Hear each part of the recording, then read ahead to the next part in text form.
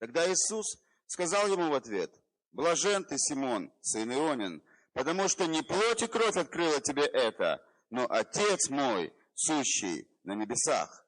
И я говорю тебе, ты Петр, и на камне сем я создам церковь мою, и врата ада не одолеют ее. И дам тебе ключи Царства Небесного, и что свяжешь на земле, то будет связано на небесах, а что разрешишь на земле, то будет разрешено на небесах».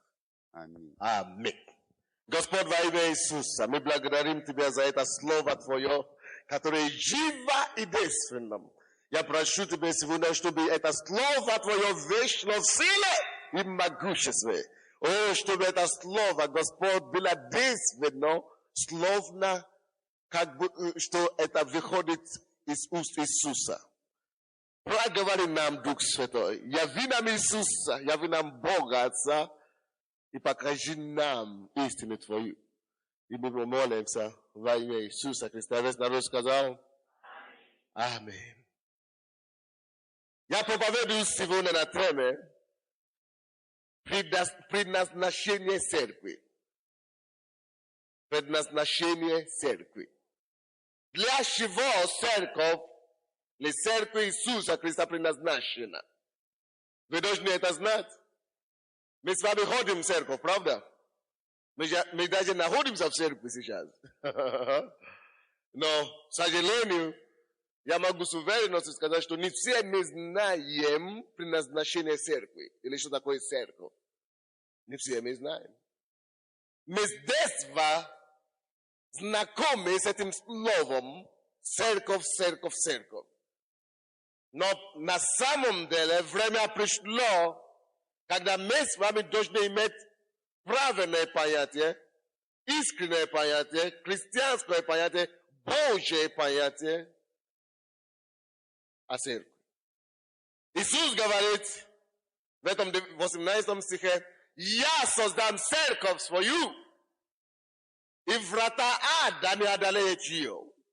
Братья и сестры, когда речь идет о церкви, настоящая церковь, поймите, что ты и я не в состоянии создать церковь. Вы слушаете меня? Если ты думаешь, я построю церковь, я создам церковь. Шутник. Мы не можем с вами создать церковь. Бог говорит, Иисус говорит, я создам церковь, и врата ада не одолеют ее. Поэтому, братья, не может быть украинские церкви. Украинские православные, украинские автокопостотанные. Как брат пастор Владимир? Автокефальные. Неважно как. Или нигерийская церковь, нигерийская англиканская церковь. Забудь. Иисус сказал, я создам свою церковь. Вы слушайте, я создам церковь свою, и врата ада не одолеют. Не может быть американская евангельская церковь. Некоторые люди говорят, называют нашу церковь американские церкви. Это у вас западная церковь. Нет! Не может быть церковь Сандея, не может быть американская церковь, не может быть африканская церковь. Это церковь есть церковь Иисуса Христа. Но сами посмотрите, написано в твоей Библии. У кого нет Библии, между прочим? Махайте рукой. Вы не взяли с собой, да, или нет? Ну, конечно, если вы уже члены церкви, вы не взяли с собой Библию, конечно, вам должно быть стыдно. Вам нельзя приходить в церковь без Библии. Тогда берите свою Библию с собой. Если вы слепой, мы помолимся за вас, Бог откроет ваши глаза. Но возьмите вашу Библию с собой. Аминь. Бог открывает ухо кому-то сейчас. Правое ухо. Если у вас правое ухо глухо, положите там руку или пальцу туда. Правое ухо Бог открывает кому-то сейчас. Правое ухо. Аминь. Короче, вы уже поняли, да?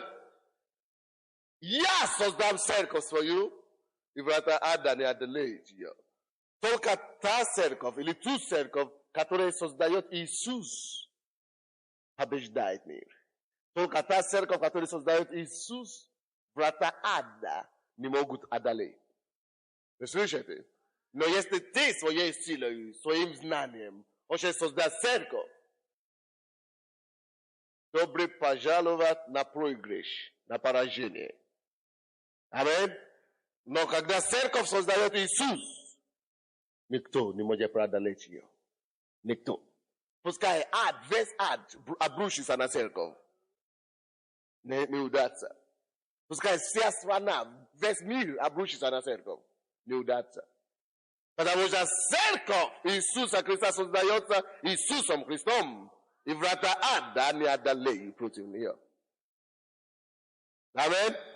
Старайся. Это то же самое, что ты лбом хотел двигать горы лбом, твоей головой. Горы останется на месте, но твоя голова разбьется. Да? Аминь. Невозможно. То же самое, что ты будешь бороться против Бога, не получится. Аминь. Но Яшуа сегодня говорит нам о другом что-то, другое чуть-чуть. Давайте посмотрим это место Писания, которое мы читали, 13 стиха. Библия говорит нам, Иисус, пришедший же в стране Кесарии Филипповой, спрашивал учеников своих, за кого люди посчитают меня, Сына Человеческого. Братья, слушайте меня сюда. Иисус покинул небо, чтобы спасти людей на земле. Он уже проповедовал 2 года, 2,5 года. Он уже вот должен закончить его поприще здесь на земле. Его служение на земле. И он вдруг догадывается или обнаруживает, что толпа народа следует за ним. Множество народа следует за ним. У него ученики. Но он вдруг понял, что хотя множество людей следуют за ним, но мало кто знает его. И поэтому он говорит, стоп, остановитесь. У меня вопрос к вам. Иисус спрашивает. За кого посчитают меня люди? Точно так, как он и разгадал, так оно и есть. Как он думал, так и получается. Что действительно никто не мог правильно сказать, то он такой.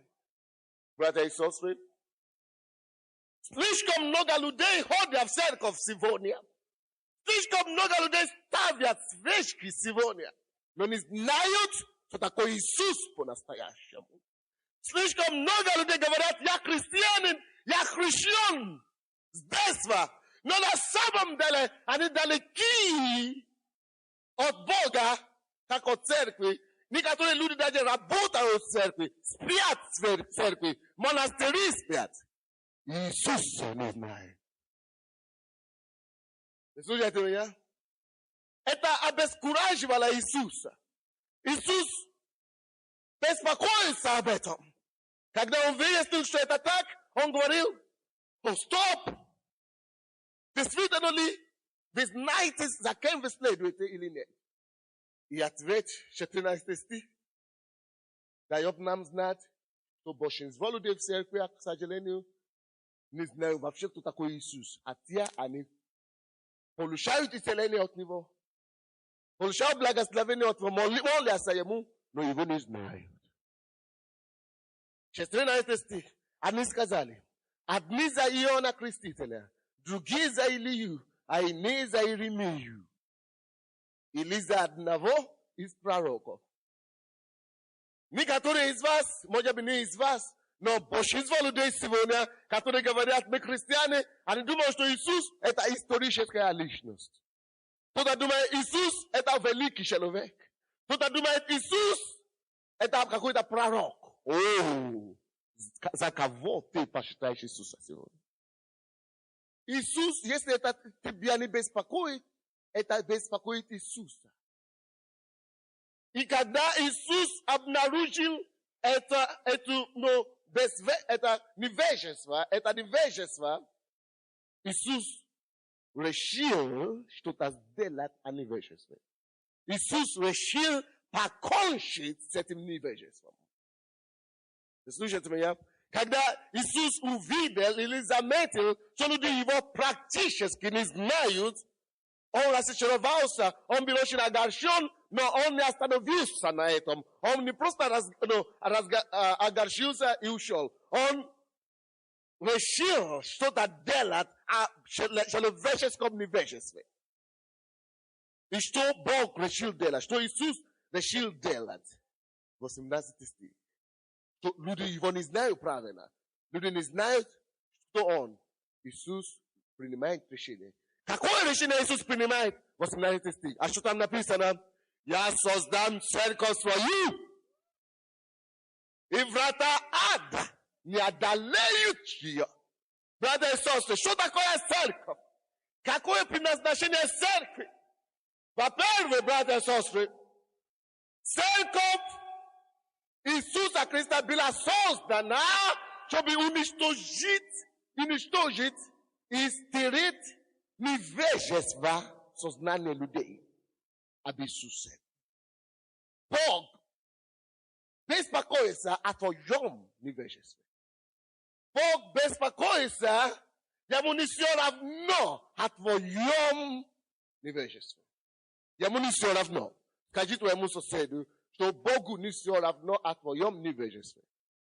Что Богу не все равно о твоем невежестве.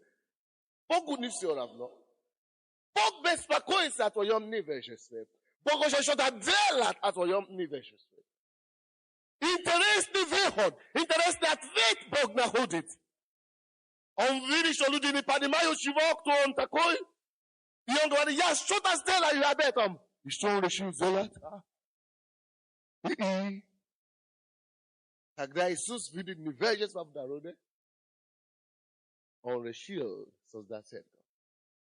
Поэтому давайте посмотрим с вами, для чего церковь Иисуса Христа была создана. Во-первых, церковь Иисуса Христа, церковь вообще. Что такое церковь и для чего она создана? Стоп.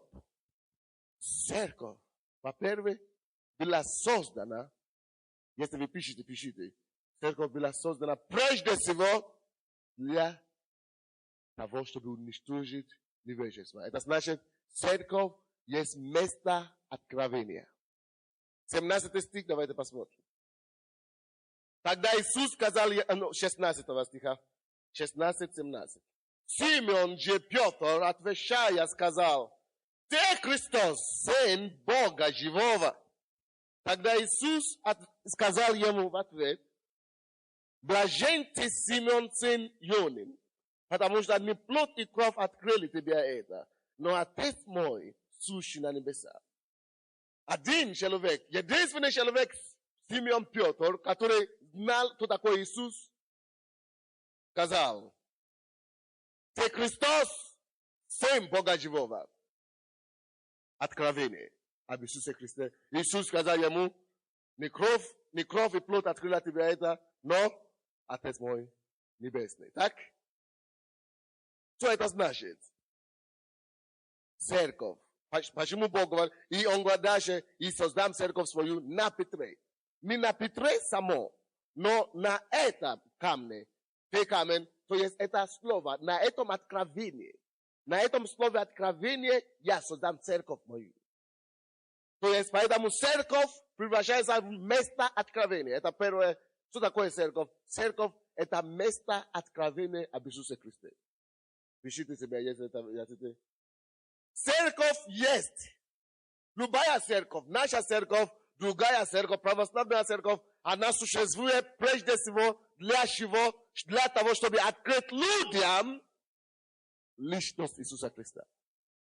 Церковь есть место откровения, место, куда люди могут прийти и познать Бога. Сына Божьего, и если ты будешь познать Иисуса, ты познаешь Бога тоже. Аминь. То есть церковь есть место чего? Место откровения Иисуса Христа. И когда Иисус услышал этот ответ. Иисус сказал ему, не кровь и плоть открыли тебя это, но Отец мой небесный. Братья и сестры, кровь и плоть вам не может открыть личность Иисуса. Вы слышите меня? Кровь и плоть не может открыть личность Иисуса Христа. Очень многие люди сегодня стараются знать Бога через свой интеллект, через свои учебы, через свои эрудиции. Но поймите, Библия говорит, что плоть и кровь не открывают Иисуса. Только Отец Небесный может его открыть. Может быть, ты приходишь сюда ради человека, может быть, ради пастора, ты ходишь в церковь. Hello?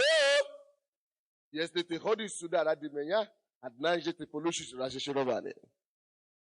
Я тебе гарантирую.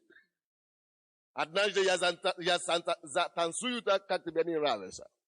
Или однажды я закричу так, таким образом, что тебя раздражает. Я сделаю что-то, которое тебе не будет понятно твоему уму. И ты скажешь, о, я больше его не люблю. Зачем вообще ты из-за него приходил в церковь-то? Ты должен искать Бога, ты должен приходить в церковь для того, чтобы Бог, потому что написано, Отец мой небесный открыл тебе это. Для того, чтобы Отец небесный мог тебе открыть что-то. Каждый раз, когда ты приходишь в церковь, до того, как уйти из дома, скажи Богу, Господь, я иду в церковь сегодня, я жду от тебя откровения. Я жду от тебя чуда. Я жду от тебя, прикосновения. Я жду какой-то конкретный, что-то от тебя. Дай мне что-то, Господь. Я жду что-то от пастора. Я что-то хочу получить от пастора. Алло, слышать меня. Каждый раз, когда ты ходишь к Богу в церковь, поговори с Богом. Он тогда тебе даст. Амин. Церковь есть место откровения. И здесь не пастор хозяин, не группа прославления хозяин. Если ты приходишь только, чтобы танцевать и посмотреть на хор, это значит, ты не удовлетворен, ты двойку получил. Потому что ради прославления мы не ходим в церковь. Мы прославление там, чтобы прославлять Господа. А ты что ты думал? Ты думал, что это концерт? Я тебя огорчаю. Я готов тебя огорчать сразу. Это не концерт, дорогой. Не говорю, это не концерт. Это не концерт. Это Бога мы прославляем. Вот таким образом. А как же? Ты хочешь, чтобы мы таким образом прославлять Бога?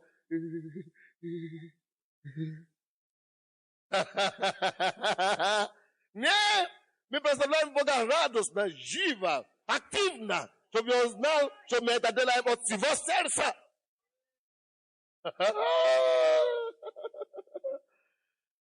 Ты ходишь в церковь, чтобы получить откровение от Бога Отца.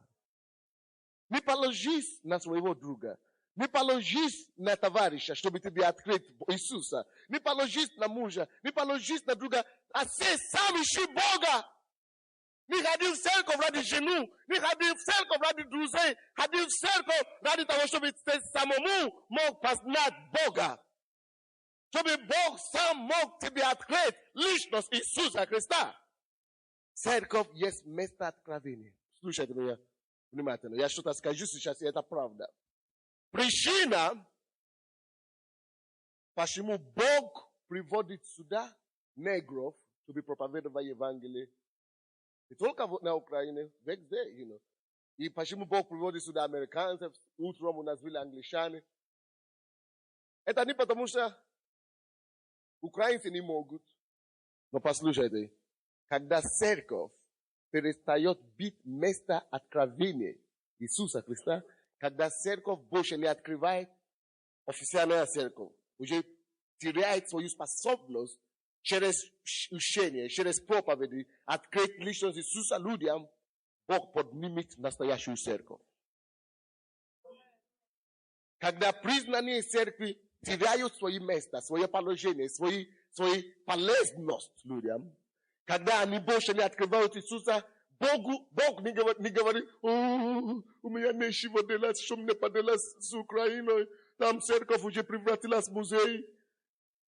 Если церковь перестает раскрывать Иисуса и давать откровение об Иисусе, эта церковь перестает быть церковью, она превращается в музей.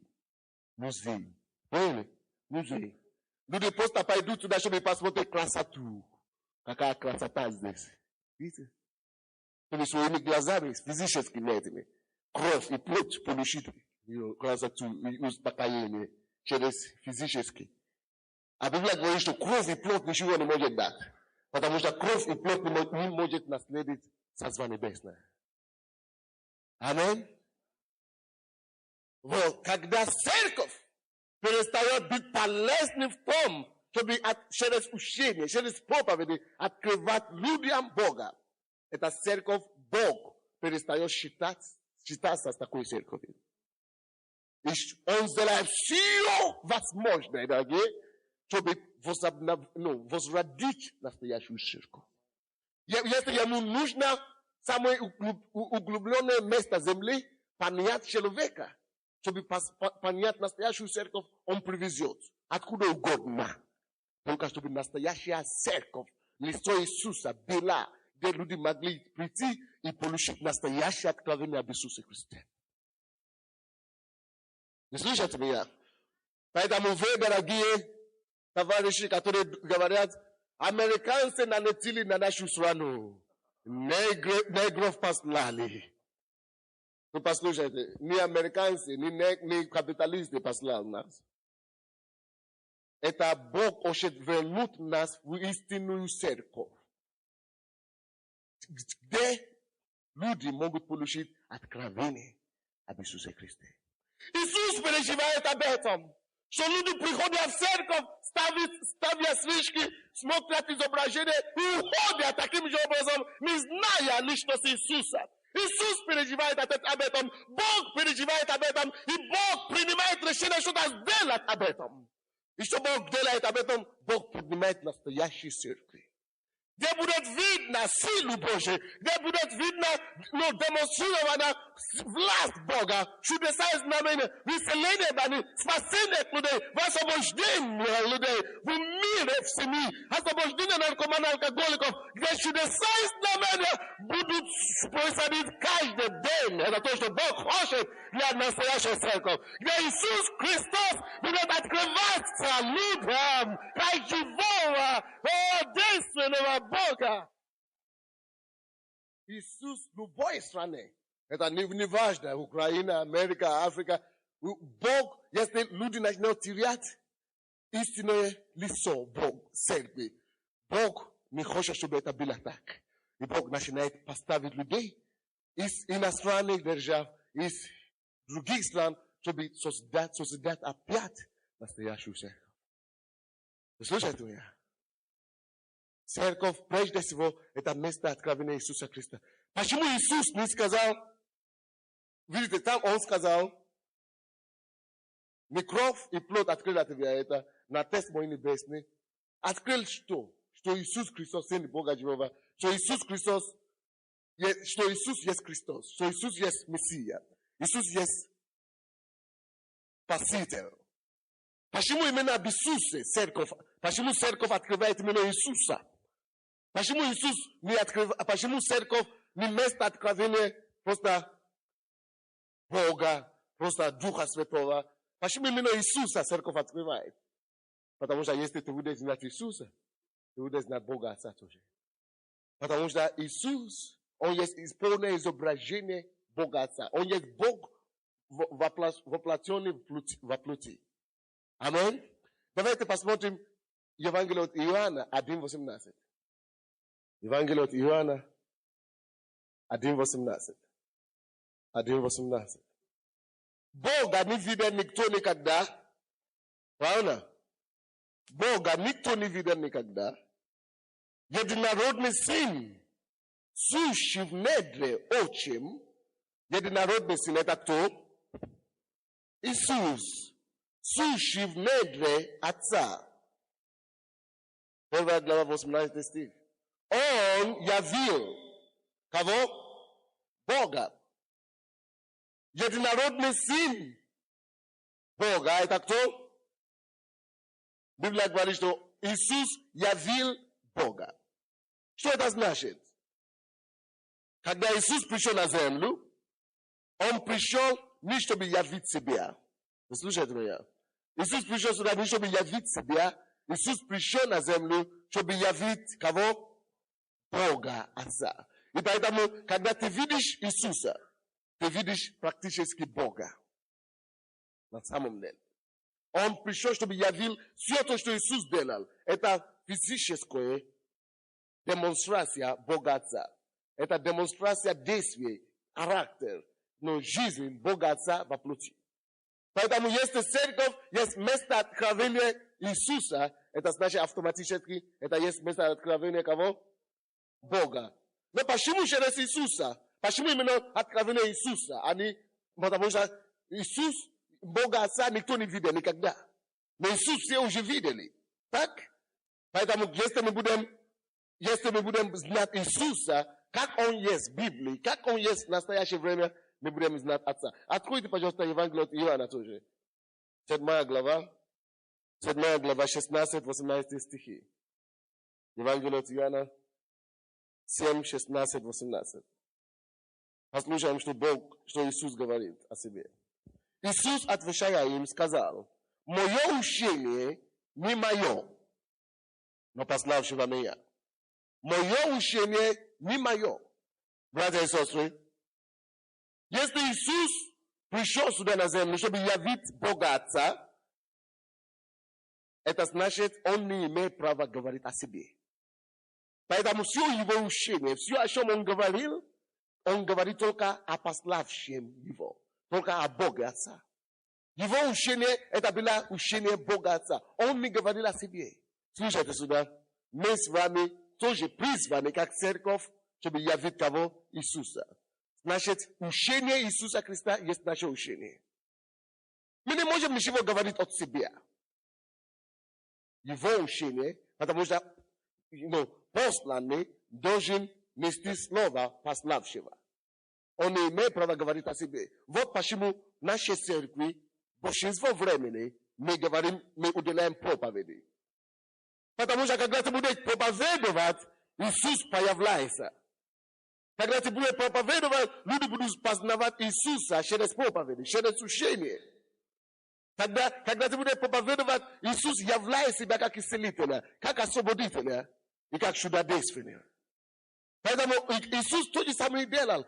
И Он говорил: мое учение, это учение не мое, но пославшего меня. 17 стих. Кто хочет творить волю Его, слушайте, кто хочет творить волю Отца, тот узнает об этом учении. От Бога ли оно, или я сам от себя говорю. Кто хочет знать волю Отца, то будет знать учение Иисуса Христа. Алло?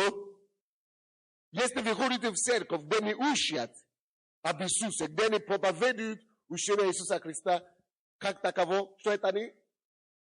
Даже если чудеса там происходят, поэтому экстрасенсы не от Бога. Они говорят: я экстрасенс от Бога. Народный исцелитель от Бога. Это ложь. Если они от Бога, на самом деле, Библия говорит, что они будут знать это учение. Они будут говорить не о себе, что я экстрасенс, а ложь. Они будут говорить о нем. Это Он исцеляет. Это Он. Это Его учение мы должны говорить. А Его учение мы должны говорить. Говорящий, 18 стих, говорящий сам от себя ищет славы себе. Кто говорит о себе, он ищет славы себе. А кто ищет славы пославшему ему, тот истинен и нет неправды в нем. Видите, почему мы проповедуем только об Иисусе здесь? Потому что мы ищем не себе, мы ищем Иисусу, пославшего нас. Потому что только когда мы будем говорить об Иисусе, Иисус будет явить себе как Спасителя. Он будет спасать людей. Когда мы будем говорить об Иисусе, Он будет явить себе как Исцелителя, как Крестителя Духа Святого и так далее. Аминь. Когда мы говорим о нем, он являет себя полностью. Однажды, на прошлой неделе, мне звонила одна женщина домой. Я не знаю, откуда у нее мой телефон домашний. Она звонила, она сказала, я юрист, я работаю в Октябрьском или Жотновом администрации. И я юрист там. Вы знаете, что дела готовится против вас? Я говорю, я не знаю, а что? Она говорит, поэтому я вам звоню, чтобы решить это дело. Мне надо с вами срочно встретиться. А я говорю, что там? Она говорит, я узнала, что готовится дело против вашей церкви. Вас хотят поставить под Белым братством, чтобы прикрыть вас. Она говорит, вы слышали, что случилось с Белым братством? Я говорю, я слышал. Я говорю, а вы, что вы, причем вы тут? Она говорит, я юрист, мне просто жалко вам. Она говорит, поэтому я хочу вам помочь. Я сказал, хорошо, я посмотрю, смогу встретиться, смогу. Нет. Я, не встретился с ней. Я говорю, если Бог способен нас защитить, если это Бог свою церковь, пускай Он сам защищает нас. Аминь. Но я говорю, почему вы хотите меня защищать? Мы же не знакомы. Вы знаете, что она сказала?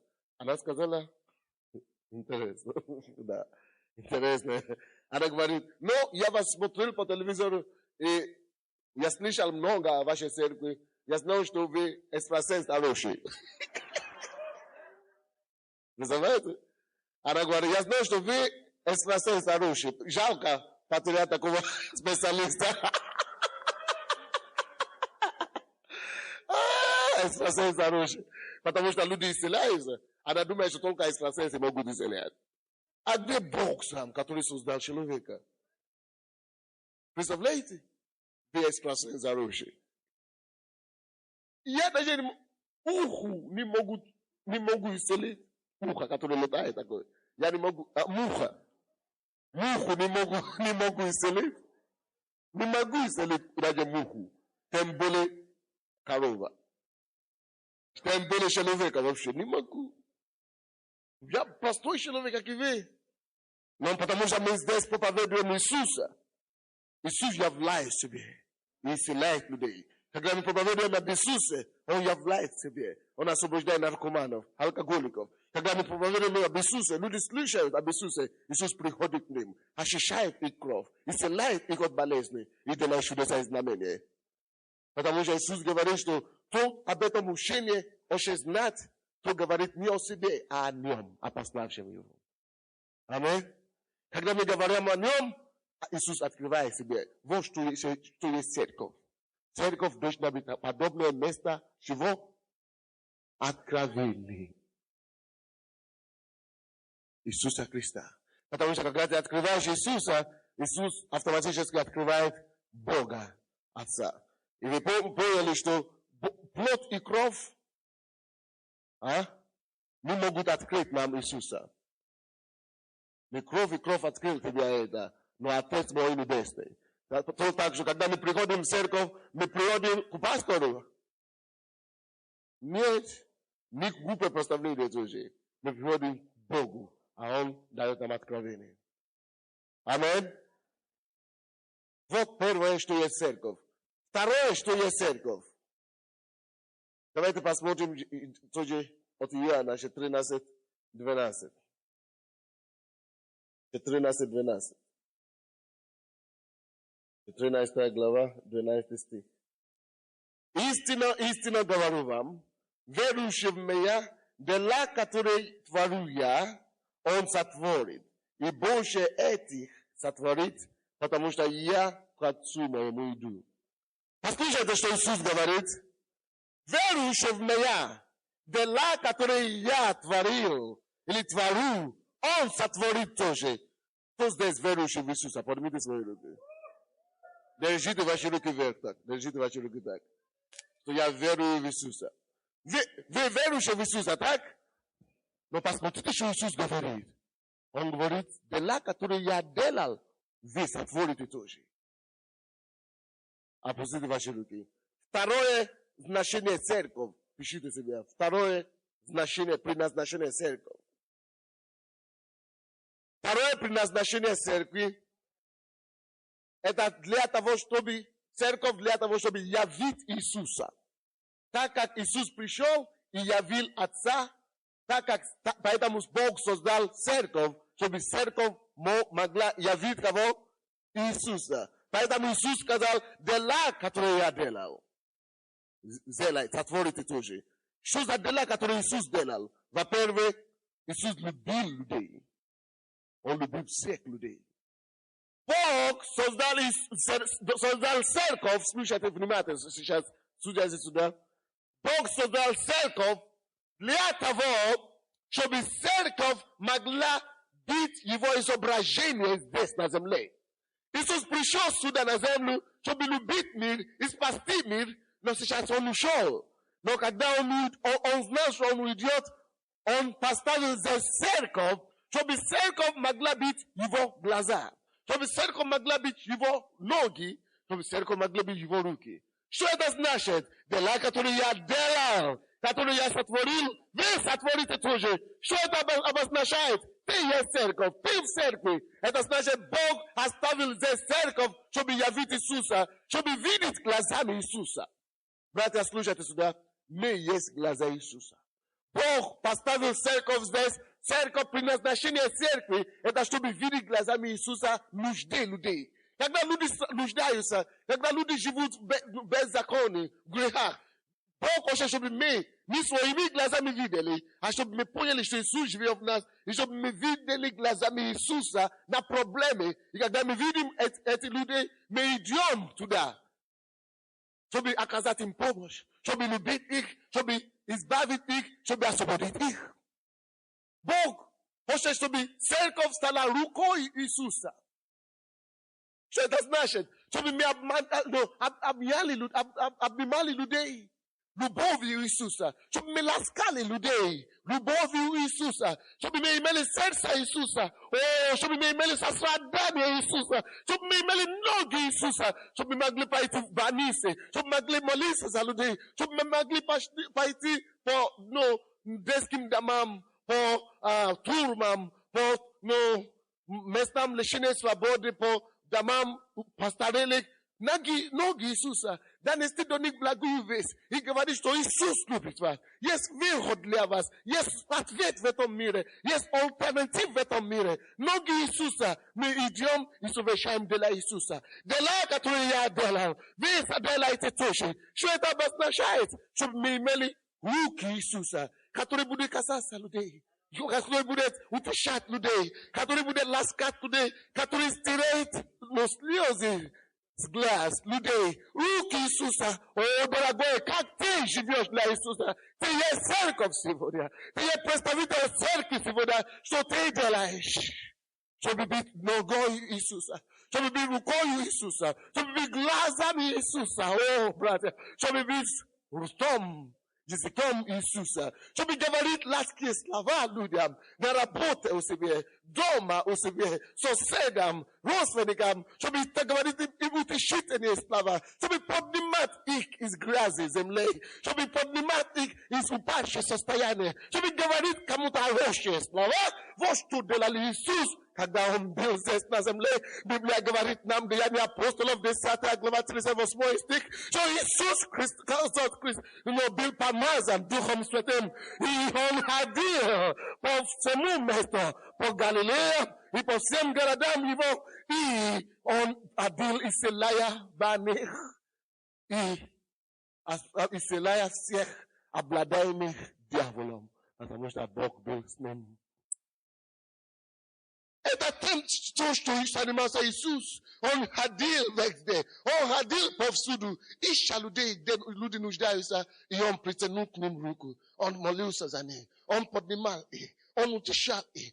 Мы, церковь, должна быть рукой Иисуса. Глазами Иисуса, чтобы видеть нужды. Ногой Иисуса, чтобы ходить к ним. Чтобы дать им знать, что есть жизнь другая. Чтобы дать им знать, что есть альтернатив. Что есть жизнь, что стоит жить. Потому что он жив, мы будем жить тоже. Стоит жить. Ибо он исцеляет больных. Стоит жить, дорогой. И мы призваны, чтобы идти сказать людям это. Потому что люди не знают об этом. Мир это не знает. Но Бог создал церковь, Чтоб мы могли донести это до миру. Поэтому мы существуем как церковь. Что ты делаешь как церковь? Ты являешься ли ты рукой Иисуса? Являешься ли ты ногой Иисуса? Куда ты ходишь? Кому ты рассказываешь? Что ты говоришь людям? Мы представители Иисуса. Мы есть церковь Бога живого. Вот для чего поставлена церковь. Вы слушаете меня? Во-первых, церковь есть что? Место откровения. Это значит через проповеди. Иисус то же самое делал. Он ходил, проповедовал, учил от Бога Отца. Потому что Бог его послал. И через проповеди и учение он явил Бога Отца. Поэтому Бог поставил церковь, чтобы мы тоже проповедовали, учили людям, говорили людям об Иисусе, чтобы через проповеди и учение мы явили Иисуса. И когда мы являем людям Иисуса, они получают откровение об Иисусе. И когда люди получают откровение об Иисусе, они получают, значит, спасение. И если больше людей будут получать спасение и откровение об Иисусе, наш мир будет другой, наш город будет другой, наша страна будет другая. Аллилуйя. Больше людей хорошие появятся, больше людей появятся, которые будут иметь сострадание к людям, больше людей появятся, которые будут иметь сердце Иисуса, которые будут иметь руки Иисуса, чтобы обнять людей, которые будут передавать теплоту Иисуса Христа. Как вы попали в церковь? Как вы пришли в Богу? Бог через кого-то проповедовал вам. Это человек, который проповедовал вам, он служил как церковь вам. Вы знаете, церковь это не просто здание. Это не просто потому, что мы здесь собираемся, поэтому мы есть церковь Слова Веры, потому что мы в здании Дома культуры Королева. Нет, это всего лишь здание Королева. Но мы есть церковь. По другой причине. Что такое церковь по-настоящему? Именно не здание, но что? Откройте, пожалуйста, 1 Коринфянам, 6 глава, быстренько. 1 Коринфянам 6, 19-20 стихи. 1 Коринфянам 6, 19-20 стихи. Не знаете ли, что тела ваши суд храм живого у вас Святого Духа, которого имеете вы от Бога и вы не свои. Слушайте, Библия говорит, что не знаете ли вы, что суд тела ваши храм Бога живого. Что такое храм Бога живого? Что? Тела наши. Написано. И 20 стих. Ибо вы куплены дорогой ценою, поэтому прославляйте Бога и в ваших телах ваши, и в душах ваши, которые суд Божия. Значит, тела наши, они Божьи, правда? Тела наши Бог называет как? Храм. Кто мне назовет какой-нибудь храм в Киеве? Есть храм в городе? Есть? Назовите какой-то. Какой? Софийский. Владимирский. Есть, правильно. Я не знаю, если есть Софийский или нет. Но я знаю, что Владимирский есть. Амин. Амин. Вы слышите, да? Храм, какой вы знаете в городе? Собор Владимирский. Вот, послушайте. Мы, красота, правда? Потому что церковь уже превратили храм в эту красоту музей. Бог называет храмом не здание, а кого? Тело наше суд храм Бога. Алло? Храм это ты и я. Каждый верующий, кто уже принял Иисуса, Иисус живет в нем, он есть храм, не здание, есть храм. Вы слушайте, вот по Библии. А что такое церковь? Церковь очень просто тоже. Это когда все храмы собираются вместе. Когда все верующие собираются вместе, мы становимся церковь. Вы поняли? Когда один, это что? Храм. А когда все мы собираемся вместе, мы как? Вы поняли? Не так, как что один храм построенный так, угольный, не треугольный, купол, без купол. Не это решает.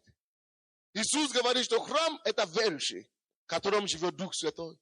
А церковь это что? это храм. А церковь это когда много храмов собирается. Вы поняли, да? Вот, поэтому, братья и сестры, когда Иисус говорит, что когда мы говорим, церковь это место откровения, что мы имеем в виду? Это значит, что ты есть церковь. Ты есть храм, ты есть церковь. Это значит, ты должен открывать Иисуса, не просто наша церковь, слово веры. Бог создал церковь свою для чего, во-первых? Для откровения Иисуса Христа. Кто должен открывать Иисуса? Ты и я. Потому что мы есть храм Его. Иисус живет в тебе. Когда ты говоришь людям, ты говоришь, и люди видят Иисуса в тебе. Когда ты ходишь, ты говоришь, люди знают, что да, Иисус живет в этом человеке. Потому что ты должен быть ногой Иисуса, ты должен быть рукой Иисуса, ты должен быть его языком и его глаза. Вы поняли, да? Мы есть глаза Иисуса. Теперь слушайте сюда. Как люди могут знать, кто такой Иисус?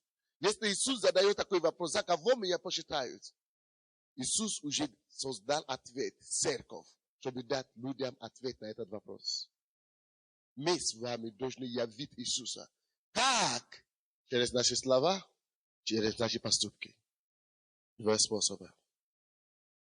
Церковь была создана, чтобы уничтожить невежество. Бог тебя привел в церковь, потому что Он хочет уничтожить невежество об Иисусе, там, где ты живешь.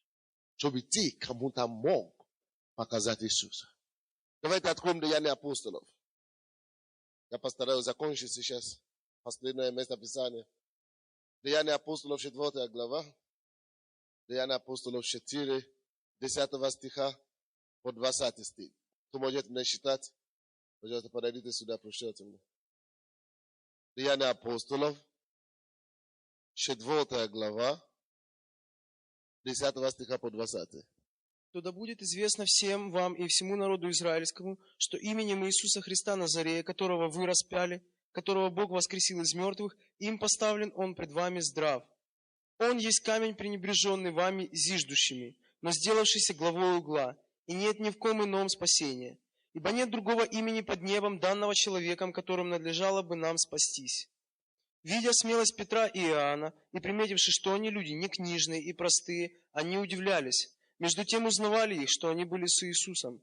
Видя же исцеленного человека, стоящего с ними, ничего не могли сказать вопреки, и, приказавши им выйти вон из Синедриона, рассуждали между собой, говоря: что нам делать с этими людьми? Ибо всем живущим в Иерусалиме известно, что ими сделано явное чудо, и мы не можем отвергнуть всего. Но чтобы более не разгласилось это в народе, с угрозою запретим им, чтобы не говорили об имени сем никому из людей. И, призвавши их, приказали им отнюдь не говорить и не учить об имени Иисуса. Но Петр и Иоанн сказали им в ответ: судите, справедливо ли пред Богом, слушать вас более, нежели Бога. Мы не можем не говорить того, что видели и слышали. Они же, пригрозивши, отпустили их, и не находя возможности наказать их по причине народа, потому что все прославляли Бога за происшедшее. Аллилуйя. То, что мы читали с вами только что, это выдержка, место из Писания из Деяний апостолов о первой церкви Иисуса Христа, о Иерусалимской церкви. Какая была первая церковь? Настоящая церковь, образец первой церкви. Какая должна быть сегодня церковь? Давайте посмотрим 10 стиха, который мы читали. 10 по 12 стихи мы видим одно, что в первой церкви люди проповедовали кого? Иисуса. Они открывали через проповеди Иисуса. Вот что должна быть церковь. И когда люди проповедуют Иисуса, вы знаете, что происходит? Иисус выходит. Иисус проявляется. И тут же, в этом 10 стихе, последней фразе, мы видим, что поставлен перед ними человек больше 40 лет здоровый, который хромой был. Он стал здоровым.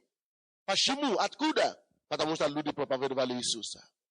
Всякий раз и на месте, где Иисус проповедует, сила Божья выходит наружу. Сила Божья проявляется на исцеление, на освобождение и на укрепление и спасение людей. Аминь. Поэтому, если вы не знаете настоящего Иисуса, настоящего Бога, может быть, потому что вы не ходили в правильную церковь. Вы ходите в церковь, где проповедуется Иисус, где проповедует об Иисусе. Вы увидите, что его сила тоже будет видна. Вы не можете скрыть от Иисуса, тогда все экстрасенсы и все бабки и все народные исцелители потеряют работу. Потому что Бог будет исцелить своего народа бесплатно. Вы слушаете меня? Второе, то, что мы видим, это то, что Бог исцелял людей. Третье, то, что мы видим в первой церкви, 13 стих. Мы видим, что ученики и верующие христиане первой церкви были, но в них была видна Иисуса Христа. Вы слушаете меня? Посмотрите 13 стих. Написано, что видя смелость Петра и Иоанна и приметившие, что они люди не книжные, и простые, они удивлялись, между тем узнавали их, что они были с Иисусом. Слушайте сюда. В первых христианах люди, миру и неверующие, они видели в них Иисуса Христа. Братья, смотри сюда, сестры. На твоей работе видят ли люди тебя Иисуса?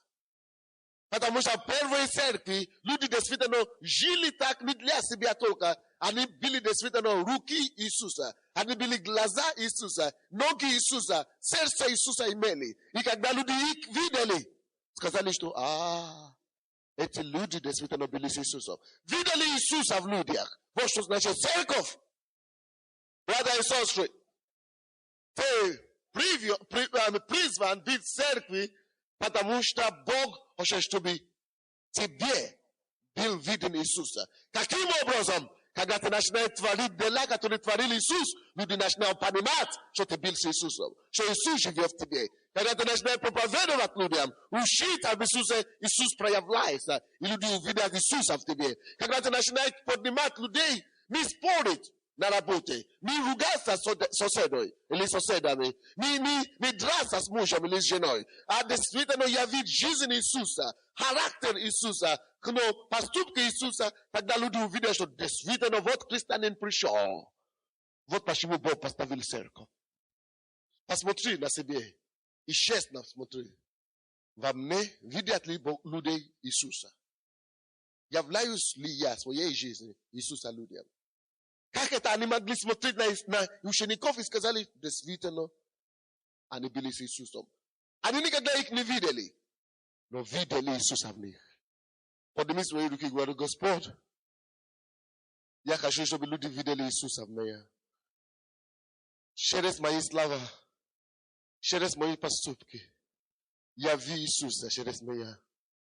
Чтобы я стал ногой Иисуса. Чтобы я стал глазами Иисуса. Чтобы я стал рукой Иисуса. Чтобы я имел сердце Иисуса. И говорил слова Иисуса. Чтобы Иисус был явлен через меня. Во имя Иисуса Христа. Аминь. Вот что такое церковь. Что такое христиане, а не храмы Бога живого, которые являют Иисуса Христа. Вы слышите? Насколько мы являем Иисуса сегодня? Они видели их, это третий признак, видели, что действительно эти люди были с Иисусом. 15 стих, следующий признак, четвертый признак, характеристика первой церкви. Вы знаете что? Они прославляли Иисуса первое, они проповедовали Иисуса, явили Иисуса. Второе, они делали чудеса и знамения. Третье, их люди в них видели Иисуса. Вы знаете, следующая характеристика? Гонение на церковь. Гонение на церковь есть следующая вещь, что мы видим в церкви. Посмотрите, 15 стиха.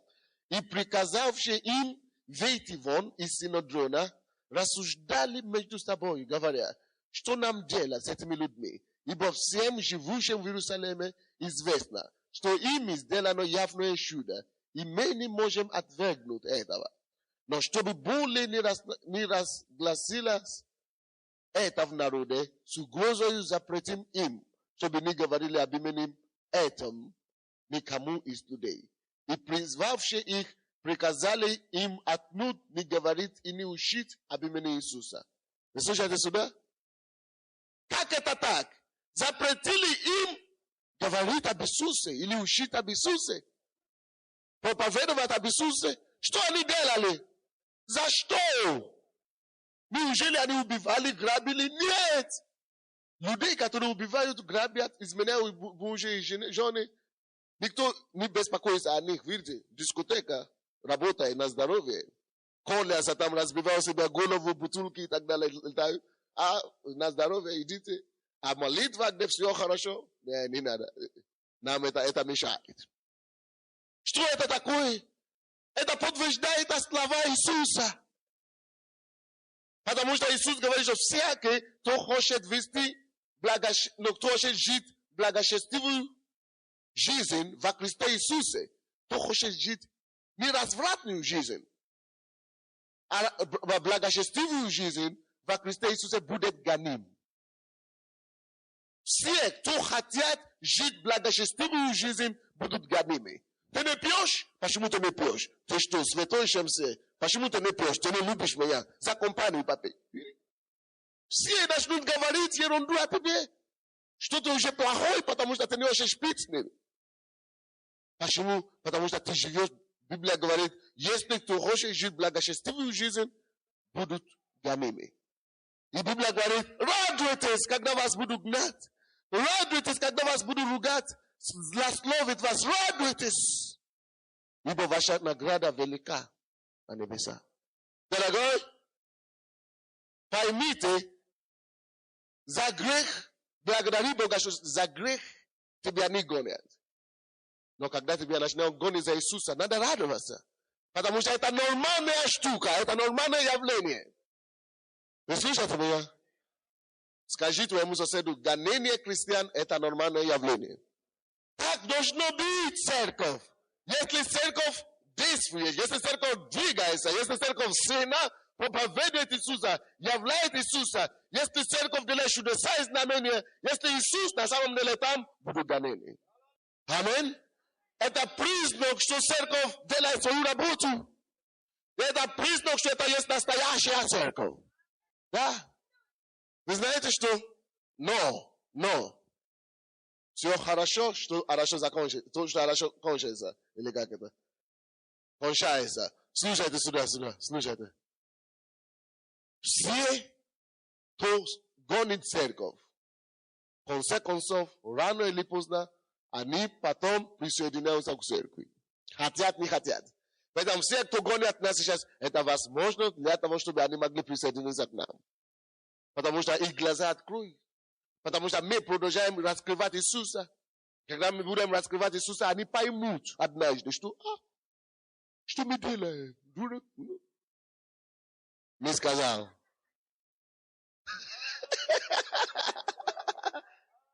Не сказал. То мы же это самое. Что наоборот нам надо каяться. Аминь. Поймите. Помните, их здесь гнали. Закрывали церковь, они хотят закрывать церковь. Но кто знает, что Иисус строит свою церковь, и врата ада не одолеют против нее. Им не удалось закрыть эту церковь. А что случилось? Церковь больше распространилась. Больше выросла. И больше увеличивалась. То же самое в нашей церкви. Сейчас мы открыли церковь на Троещине. Мы открыли церковь на Харьковский массив. Мы открыли церковь, Цыганскую церковь. Мы молились за пастора утром. Сегодня мы открыли церковь в Дарнице и Днепровском районе. Да? Аминь. И со следующего воскресенья будет служение в 10 часов. Дома культуры Ленинград. В кинотеатре Ленинград 10 часов, и в среду будет 19 часов. В Ленинграде. Церковь растет. Больше и больше церкви становится. Потому что здесь римская сила, римская власть, римская империя, которая гнала церковь и закрывала церковь. Знаете, что потом случилось? Вся римская империя покаялась. Да, вся империя покаялась, и они все приняли этого же Иисуса, о котором запретили их только что не говорить. Поэтому, если эти люди не придут, их предки придут, хотят не хотят. И потомки придут вернее. Аминь.